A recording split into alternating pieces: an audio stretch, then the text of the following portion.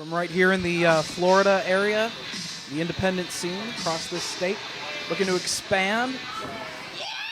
And one thing I'll tell you about Avery Taylor, though she has not been around Rise a lot, with this just being our second round in the Orlando markets, Avery, if you follow her on her social media, she's always working. Every weekend, she's got a show. She's got a couple of shows. She's traveling a little bit. I'm starting to see her pop up in Georgia and starting to branch out of that territory. And that's one of the things we really encourage in Rise, is trying to help young women athletes branch out of that kind of that first radius where you usually work within close proximity to your wrestling school. And here she's facing an entirely different kind of opponent than she's probably seen before.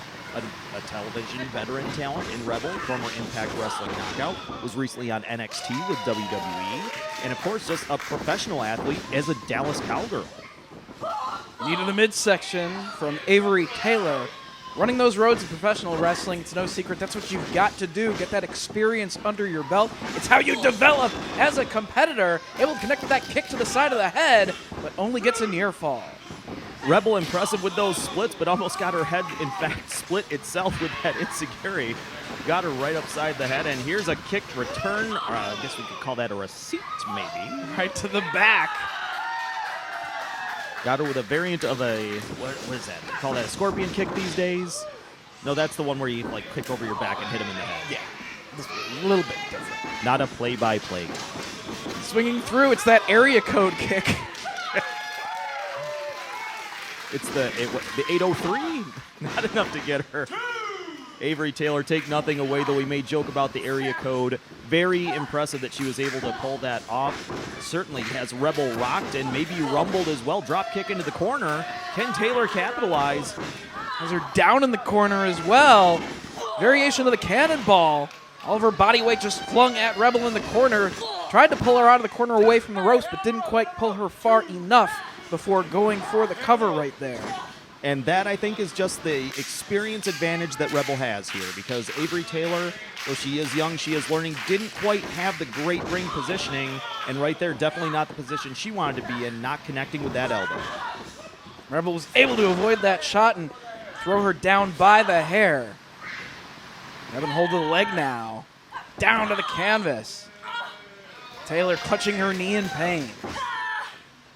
And Rebel, she is constantly training these days. I've been talking to Rebel a lot lately. I know she's been working actually with the team here at Pro Wrestling 2.0, trying to expand her repertoire. And I know she's actually been working on a few lower body submissions, and I can't help but wonder, is that what she's looking for here? Well, she's targeting one body part, the knee of Avery Taylor, lifting her up and driving the knee down to the canvas.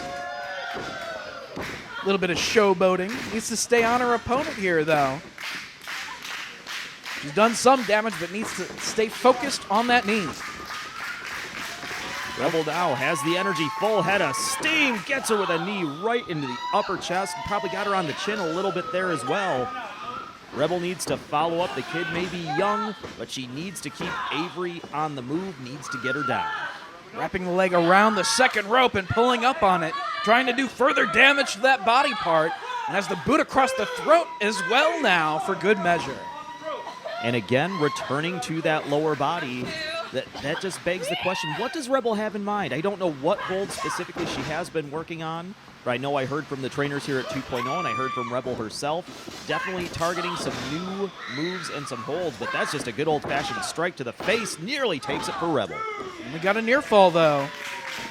And she has a submission hold in mind to pull out the victory tonight. Needs to stay on that leg.